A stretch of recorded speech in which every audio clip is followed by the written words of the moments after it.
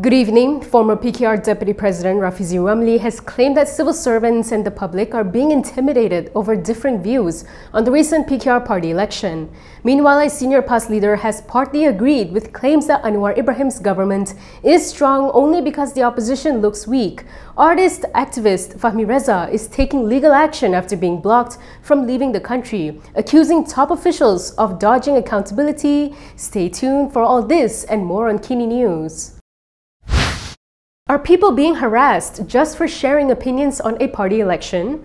Rafizi Ramli is sounding the alarm, urging authorities to stop the alleged intimidation of civil servants and the public for sharing views on the recent PKR elections. He said none of their opinions broke the law, they just disagreed with those in power. In a statement, the former PKR deputy president claimed that he received multiple complaints over the past week. He said that some were warned their content breached the law. Others were approached by MCMC or police for a meeting.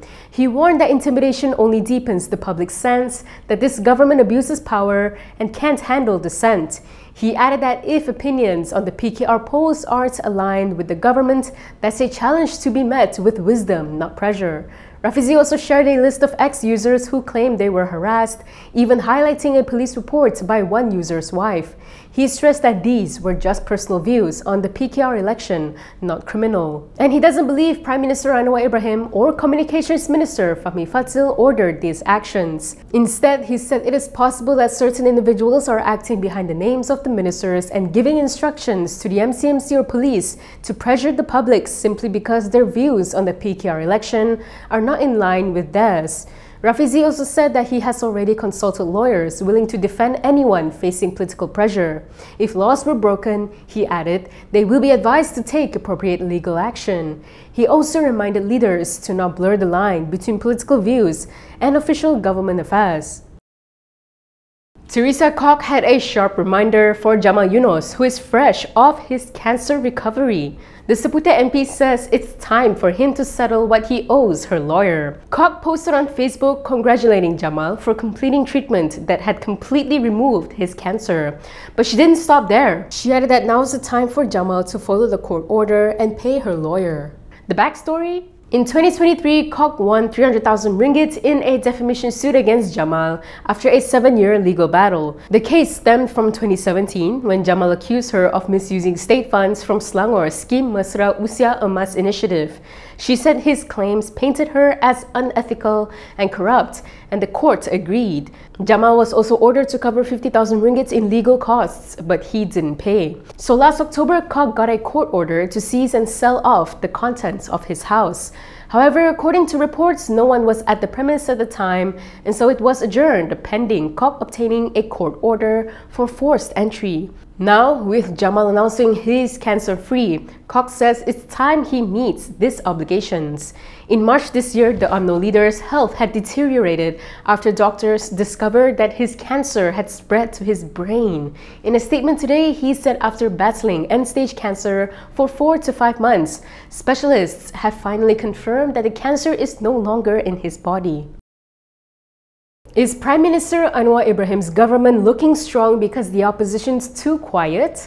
Past Vice President Amar Abdullah says there is some truth to claims that Anwar Ibrahim's government looks strong, mainly because Perikatan Nasional isn't loud enough, and he thinks PN has to seriously step up. Speaking to Malaysia Kini, Amar acknowledged public frustration over quiet opposition reps. He's been hearing it himself, people asking, what are our representatives doing? They were seen to be quiet when there were so many issues to raise. While many in PN have been vocal in parliament and state assemblies, Amar says their message just isn't reaching the rakyat. Secara umumnya, kalau kita ambil dalam konteks Dewan Negeri di parlimen memang bagus. PN ni alhamdulillah perform baik. Cuma bagi saya kena upgrade lagi. Sebab rakyat di luar ni mengharapkan lebih. Sebab saya dengar komen-komen daripada luar ni, dia nak lebih lagi. Sebab dari Dewan dia tak tahu. Ya, betul. Akhbar pun tak keluar, gambar kita kecek dari Dewan, akhbar tak keluar, dari Hansat saja. Jadi orang di luar tak tahu apa yang kita buat dalam parlimen, dalam Dewan Negeri. Jadi sebab tu bagi saya wakil-wakil rakyat PN ni, terutama ahli parlimen, kena perform lebih lagi. Pekaji-pekaji pun dia tengok sebab apa ni ada statement siapa kan. Dia luar ni bertuah kerana pun pakai lembu. Ada siapa dia buat statement? Ada. Bagi saya ada kebenaran dalam statement tu. Walaupun tidak 100%. Amar thinks PN needs to go harder on social media, in press statements, and even ceramas. He compared it to how Pakatan Harapan pushed when they were in opposition. Back then, he said, Harapan went all out. Some even laid on roads or slept on sidewalks to make a point. He's not suggesting PN pulled those same stunts. In fact, he called them rubbish. But, he says, it showed the Rakyat that they were serious. He said PN needs to match that intensity and revealed that this feedback was brought up during PAS's recent retreat. 15 years to reach Putrajaya and now barely any reform to show. That's the quiet frustration Subang MP Wong voiced before leaving for a family trip to France, a country built on revolution and reform. In a post on Facebook, Wong said he can't help but feel deeply worried that so few reforms have been delivered. He stressed that they can achieve more reforms, and the only way to do this is for MPs to push harder from the backbench. Wong added that he would be spending quality time with the kids, resting and contemplating his future in politics during his holidays.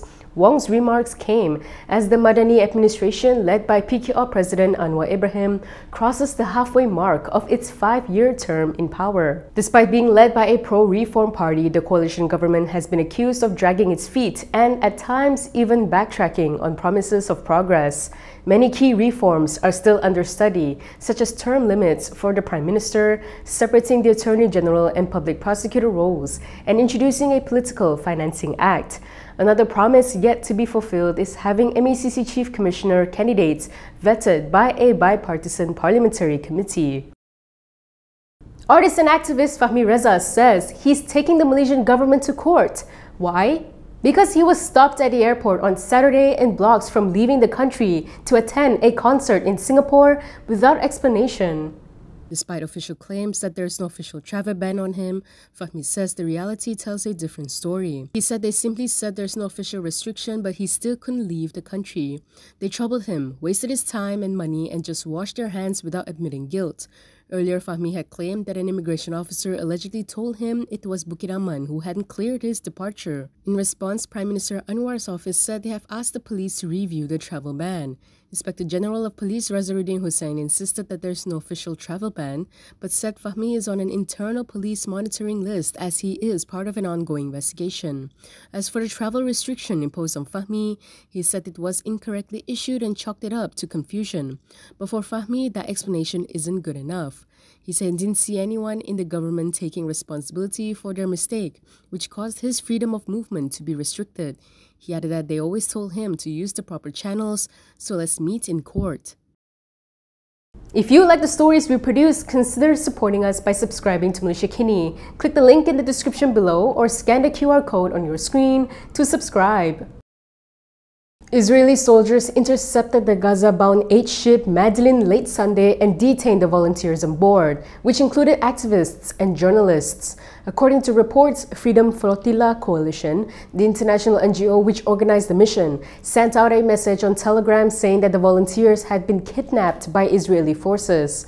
Earlier, Al Jazeera had reported the crew as saying that 4 speedboats had approached the ship. It added that 2 drones then approached and reportedly sprayed a white substance on the crew. A video showing the moment the ship was intercepted has also spread online. In the video, the crew can be seen with their hands up, surrounded by Israeli forces before communication cuts out. The Israel Foreign Ministry has also reportedly confirmed that the crew were detained and are expected to return to their home countries. Meanwhile, in a post on X, UN Special Rapporteur Francesca Albanese called on the UK government to seek a full clarification and secure the immediate release of the vessel, which is a UK-flagged civilian ship and its crew. She added that the Madeleine must be allowed to continue its lawful humanitarian mission to Gaza. She also called on every Mediterranean port to send boats with aid, solidarity and humanity to Gaza. Previously, it was reported that Petronas will be cutting its workforce by about 10% or 5,000 employees due to restructuring. This is to cope with challenging operating conditions, particularly due to falling crude prices. When asked for comments, Prime Minister Anwar Ibrahim had said that most of those affected are contract workers. Last week, we asked our viewers whether they thought GLCs like Petronas should place more emphasis on protecting contract workers. Let's take a look at the results. 50% thought that they should be protected as they also contribute to the company.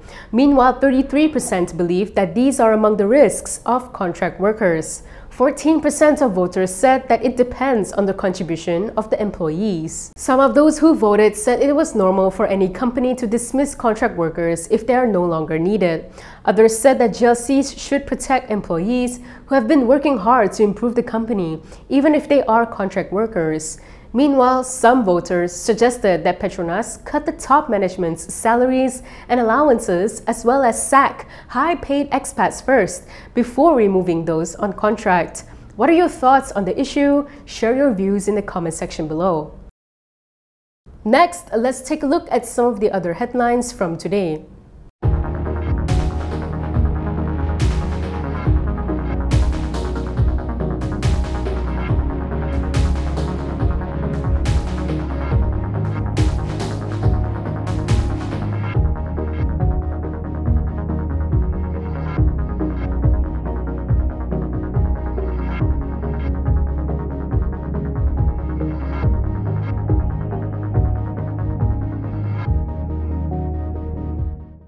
That is all from me today. For more stories, you can go to kinitv.com. You can also follow us on Instagram, X, YouTube, and Facebook for the latest news updates. I'm Camelia. Thanks for watching.